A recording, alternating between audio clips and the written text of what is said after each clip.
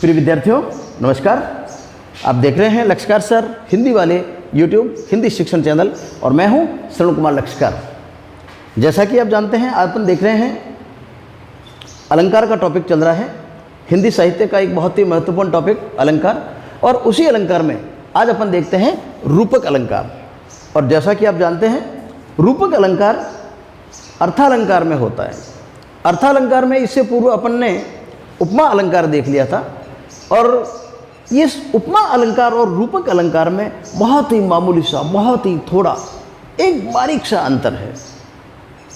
यदि इस अंतर को आप लोगों ने पकड़ लिया, रूपक अलंकार और उपमा अलंकार दोनों ही आपके क्लियर हो जाएंगे। जैसा कि उपमा अलंकार में अपन ने देखा था, उपमा अलंकार के 4 अंग होते हैं: उपमेय, उपमान, साधारण धर्म और वाचक चिन्ह। वो उपमा अलंकार में थे। तो उपमा अलंकार में जो मेन चीज़ें जो जिसके ऊपर अपन बात करें, उपमेय और उपमान। उपमेय जिसकी तारीफ की जाए, जिसके लिए उपमा की व्यवस्था की जाए, जिसके लिए हम बात कर रहे हैं, जिसकी उपमा दी जानी है वो तो उपमेय, और जिससे उपमा दी जाती है वो उपमान। ये उपमा अलंकार में थे, और यही चीज़ अपन को दिमाग के अंदर होनी चाहिए रूपक अलंकार में। अब देखिए 2 चीज़ें जैसे कि अपन ने देखी, उपमेय और उपमान।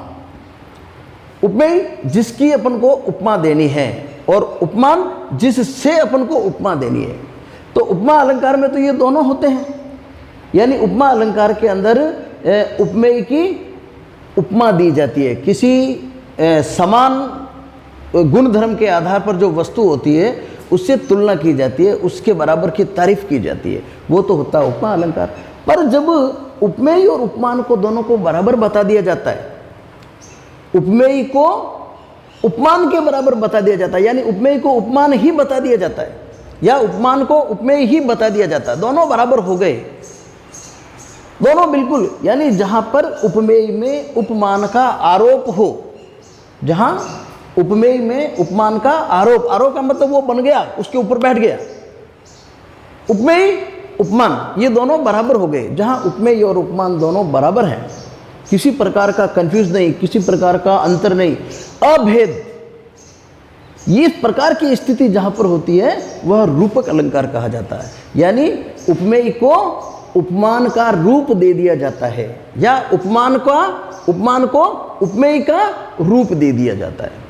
तो इस प्रकार की जहां पर स्थिति आती है, जहां काव्य में उपमेय पर उपमान का आरोप होता है, आरोप का मतलब वो उपमान को ही उपमेय मान लिया जाए, काव्य में उपमेय पर उपमान का आरोप होता है, वहाँ रूपक अलंकार होता है। अर्थात जहाँ दोनों में अभेद या अभिन्नता होती है। अभेद का मतलब दोनों में कोई अंतर नहीं, दोनों एक ही, तो ये स्थिति रूपक अलंकार की कहलाती है। इस आरोप में निषेध नहीं होता। निषेध का मतलब मना नहीं होता कि बिल्कुल जैसा क्या कहा गया है, जैसा बताया गया है उसको वैसा ही मान लिया जाता है, यानी उपमान को ही उपमेय मान लिया जाता है। इस स्थिति को कहते हैं रूपक अलंकार। रूप का मतलब होता है रूप देना, यानी हूबहू रूप दे दिया, हूबहू उसके बराबर हो गया, ये रूपक अलंकार है।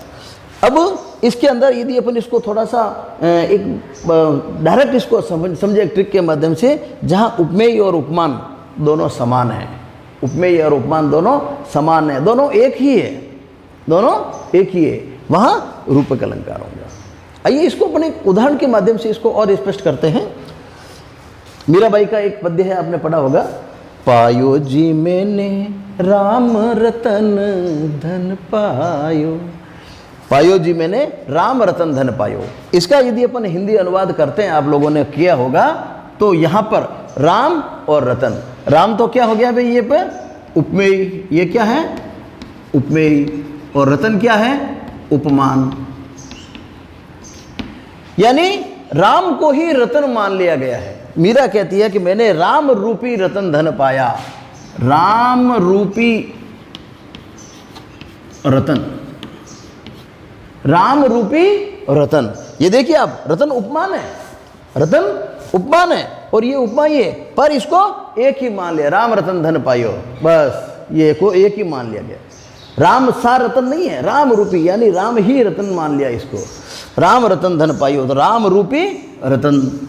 इसी प्रकार रहीमदास जी का दुआ है, रही मन धागा प्रेम का मत तोड़ो छिटकाई। बहुत ही प्रसिद्ध इसका ये दुआ है, रहीमदास जी का, पढ़ा होगा आपने। तो यहाँ पर देखते हैं अपन, धागा कैसा? प्रेम रूपी। धागा कैसा है? प्रेम रूपी।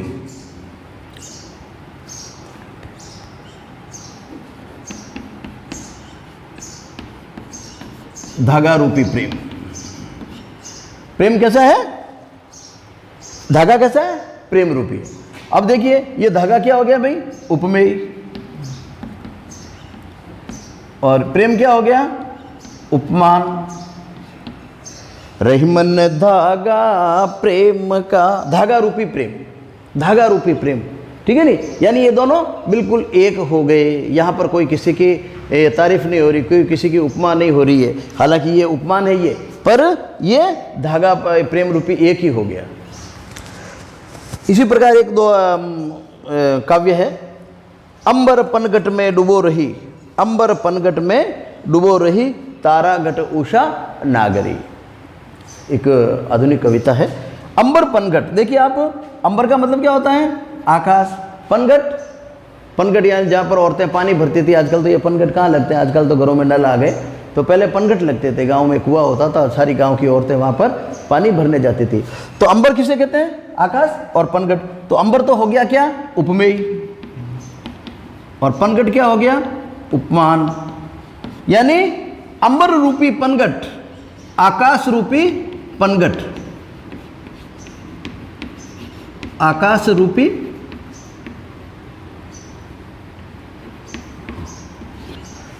आकाश रूपी पनघट, यानी इस आकाश को पनघट का रूप दे दिया गया है, आकाश को पनघट मान लिया गया है। इसी प्रकार तारा घट, तारा उपमेय, ये क्या हो गया? उपमेय। और घट उपमान। तारा आकाश में चमकने वाले तारे, और घट यानी घड़ा। तो अब ये कह रहे हैं, तो इस यहां पर कह सकते हैं तारा रूपी घड़े, तारा रूपी घड़ा। औरतें पानी लेने जाती थी घड़ा लेकर, मटका, वो तारा रूपी घड़ा। उषा नागरी, उषा सुबह, प्रातःकाल, नागरी यानी नगर, यानी सुबह को एक नगर का रूप दे दिया गया है। सुबह को किसका रूप दे दिया गया है? तो ये भी हो गया उपमा, और ये उपमेय, और ये हो गया उपमान, ठीक है। तो यहां पर भी ये तारा रूपी, ये रूपी आ गया, इसके अंदर भी उषा रूपी नगर, ठीक है।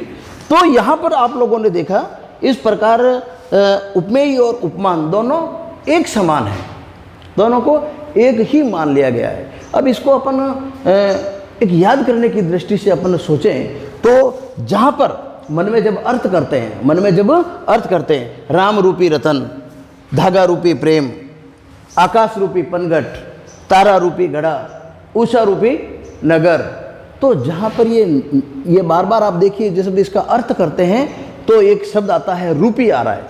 तो जहाँ पर ये रूपी ये शब्द आ रहा है दोनों के बीच में, रूपी का मतलब ये मतलब वो का वो उसका रूप दे दिया गया। ये शब्द जहाँ पर साइलेंट होता है, ये शब्द जहाँ पर साइलेंट होगा, यानी ये जो रूपी शब्द है, ये रूपी शब्द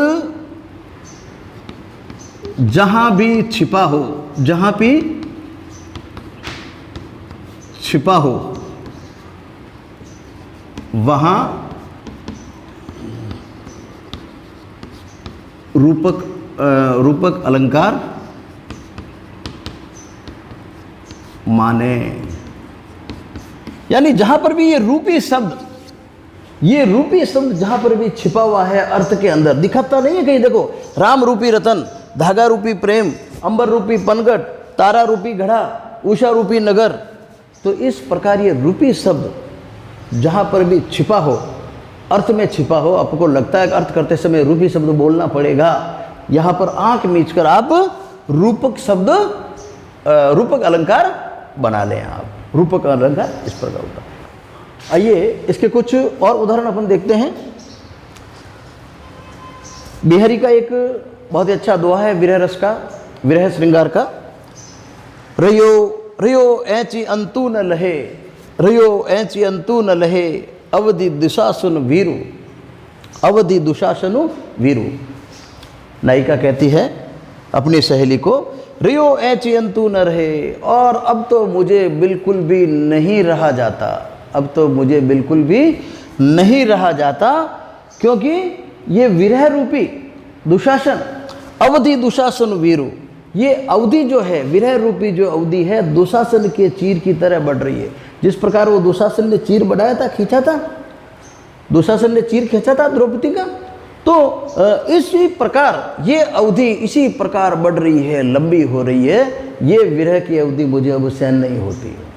ये इस प्रकार का बिहारी का एक दुआ है इसी भाव का। तो यहाँ पर अवधि दुशासन, अवधि दुशासन का मतलब होता है अवधि रूपी दुशासन, अवधि रूपी दुशासन, यानी अवधि को दुशासन बता दिया गया है। दुशासन क्यों? क्योंकि वो खींच खींच कर वो उसके पांचाली के वस्त्र को लंबा कर रहा था, पांचाली की साड़ी को लंबी हो रही थी, तो उसी बात को बताने के लिए कि मेरी अवधि जो है इतनी लंबी हो गई है, तो अवधि को दुशासन का रूप दे दिया गया। तो अवधि रूपी दुशासन। चरण कमल बंदो हरिराई, चरण कमल बंदो हरिराई, चरण कमल, चरण रूपी कमल, चरण रूपी कमल किसके? प्रभु श्री राम के। पूरा पद्य है, उसमें से बता रहा हूं मैं आपको। चरण रूपी कमल, चरण कमल बंदो हरिराई, यानी प्रभु श्री राम के चरणों की बार बार वंदना करें।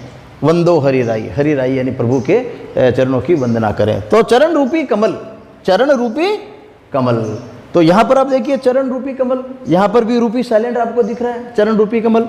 अवधि दुशासनु, अवधि रूपी दुशासन, ये भी साइलेंट दिख रहा है। तो यहाँ पर भी रूपक अलंकार, यहाँ पर भी रूपक अलंकार। यहाँ पर आप देखिए कहीं पर भी वाचक चिन्ह नहीं है, कहीं पर भी वाचक चिन्ह जो उपमा अलंकार में होता है यहाँ पर नहीं है।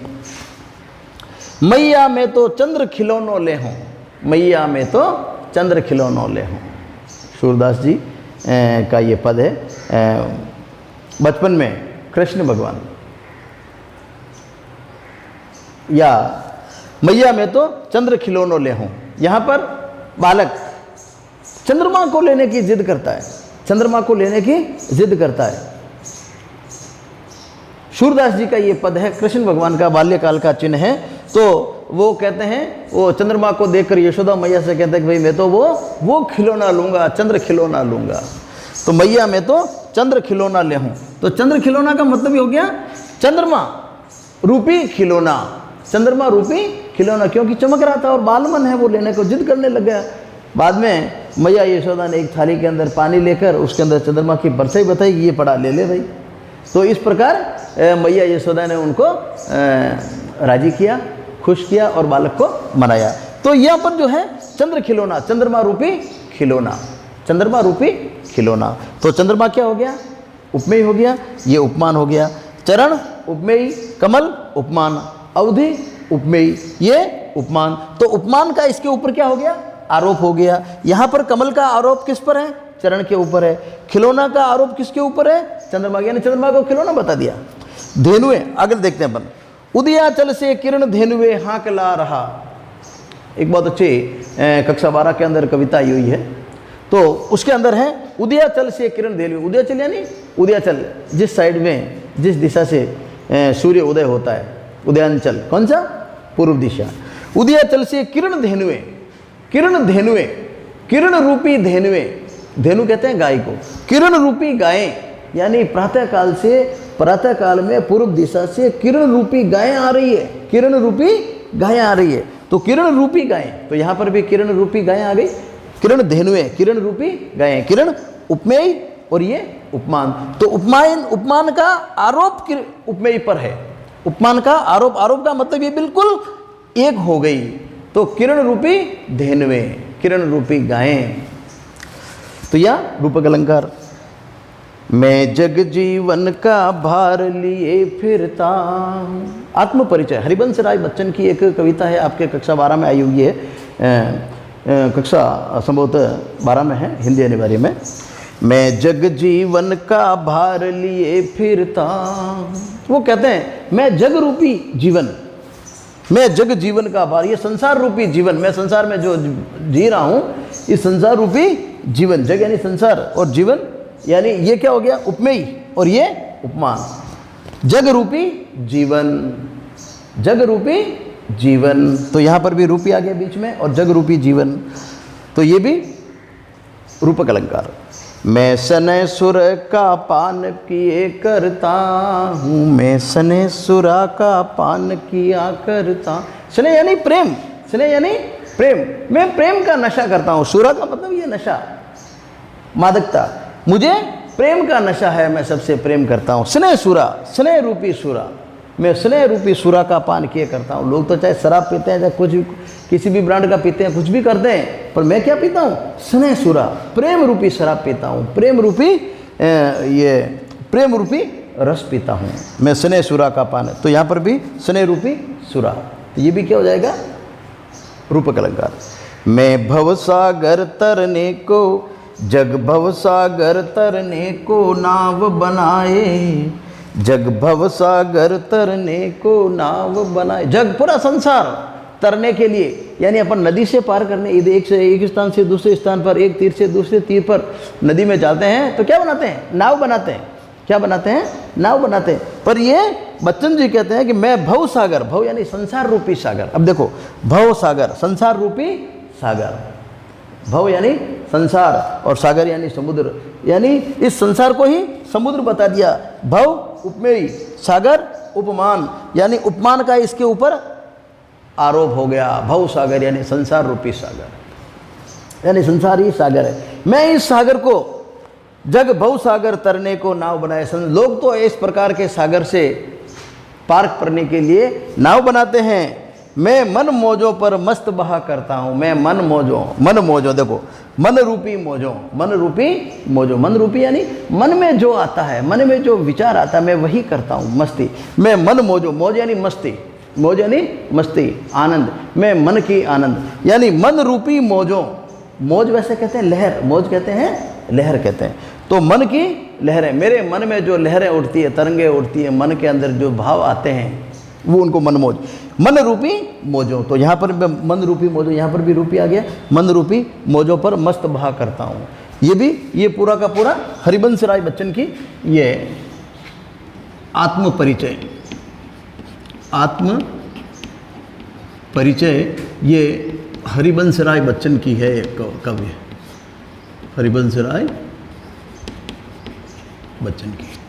तो इस प्रकार अपन ने देखा, तो जहाँ पर उपमान का उपमेय के ऊपर अभेद आरोप होता है, उपमान का उपमेय पर अभेद आरोप होता है, यानी वो बिल्कुल एक हो जाता है, वहाँ पर रूपक अलंकार होता है। तो आप जब भी इस प्रकार का काव्य आए उसको 1, 2, 3 बार पढ़ें। आप 2-3 बार पढ़ेंगे, मन में अर्थ करेंगे तो आपको समझ में आ जाएगा कि यहाँ पर तुलना की जा रही है या वो का वो बताया जा रहा है।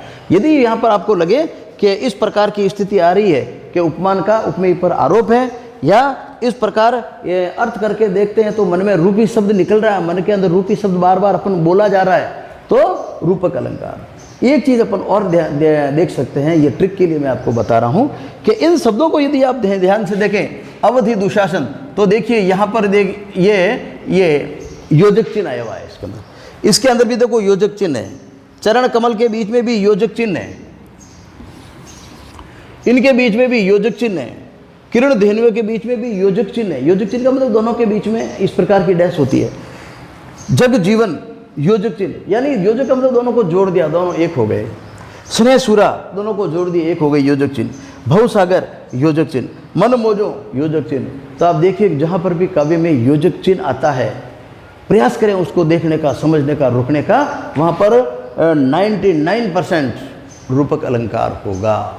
जहाँ तो नंबर 1 तो क्या हो गया, इसकी पहचान क्या हो गई, रूपी शब्द छिपा होता है। दूसरा, उपमेय व उपमान के बीच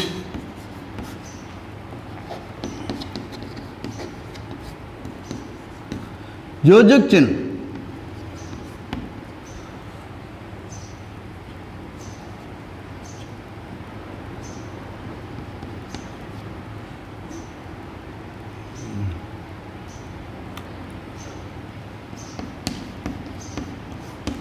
उपमेय व उपमान के बीच में क्या होता है भाई? योजक चिन्ह होता है। तो जहां पर ये योजक चिन्ह हो गया और रूपी जहां पर छिपा हुआ है, ये दो चीजें आप यदि इसको पकड़ लेंगे, यदि ये दो चीजें आप पकड़ लेंगे तो आप ये रूपक अलंकार कभी भी गलत नहीं करेंगे। तो ये था रूपक अलंकार, उपमेय अलंकार और रूपक अलंकार। लगभग परीक्षा के अंदर ये दोनों में से एक आता है पक्का। कई बार ऐसा होता है कि दोनों ही आ जाते हैं कि दोनों के बारे में बताइए, दोनों के अंदर क्या अंतर है। तो उस समय अंतर के बारे में अपन जब देखें तो अंतर अपन को समझना आना चाहिए, लिखना आना चाहिए। दोनों के अंदर मोटे रूप से अंतर ये होता है कि रूपक अलंकार के अंदर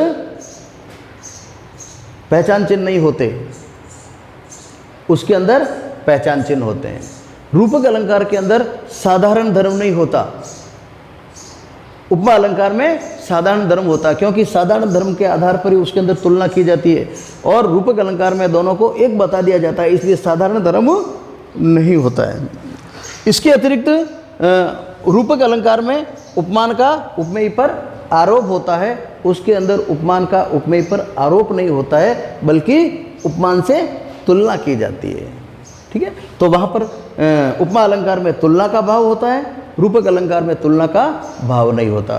तो इस प्रकार अपन 4-5 पॉइंट बनाकर रूपक अलंकार और उपमा अलंकार में क्या क्या अंतर है वो अपन बता सकते हैं।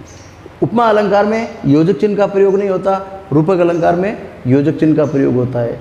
उपमा अलंकार में रूपी जो शब्द है वो छिपा हुआ नहीं होता, कहीं पर भी अर्थ निकाले तो रूपी शब्द अर्थ नहीं निकलता, किंतु यहाँ पर रूपक अलंकार में रूपी ये जो शब्द है, ये शब्द अर्थ निकालते समय ये शब्द एक प्रकार का छिपा हुआ वहाँ पर होता है, इसलिए उसको अर्थ करते हैं, इसलिए वहाँ पर रूपी बोलते हैं। तो ये कुछ अंतर थे। तो आप रूपक अलंकार और उपमा अलंकार दोनों को आप बहुत ही अच्छे तरीके से देखें। अपनी पाठ्य पुस्तक को जब पद्य जब पढ़ते हैं पाठ्य पुस्तक का, तो पद्यों को पढ़ते समय जहाँ कहीं भी इस प्रकार का योजक चिन्ह आ जाए या आपको लगे कि यहाँ उपमा दी जा रही, तो दोनों को आप वहाँ पर रुके, थोड़ा देखें, गौर करें, तो आपको स्वयं 2-4 बार आप प्रैक्टिस करेंगे तो महसूस हो जाएगा कि यहाँ पर उपमा अलंकार है और यहाँ पर रूपक अलंकार है। उपमा में तो सिर्फ उपमा दी जाती है और रूपक अलंकार में रूप दे दिया जाता है। आप सभी का बहुत बहुत धन्यवाद। आप देख रहे थे लक्ष्यकार सर हिंदी वाले यूट्यूब हिंदी शिक्षण चैनल। इस वीडियो के बारे में आपकी क्या राय है, इसके बारे में आपकी कोई शंका समाधान हो, कोई प्रश्न हो, तो आप ज़रूर कमेंट के माध्यम से बताएं। आपको वीडियो कैसे लगते हैं ज़रूर बताएं। अपने साथियों को ज़्यादा से ज़्यादा ये वीडियो शेयर करें ताकि ज़्यादा से ज़्यादा आपके साथी इनका लाभ उठा सकें। अन्य वीडियो अलंकार से संबंधित सारे वीडियो लगभग बन चुके हैं, 1-2 वीडियो बाकी है, वो अपन बना रहे हैं। आप सभी का बहुत बहुत धन्यवाद। जय हिंद, जय भारत। धन्यवाद।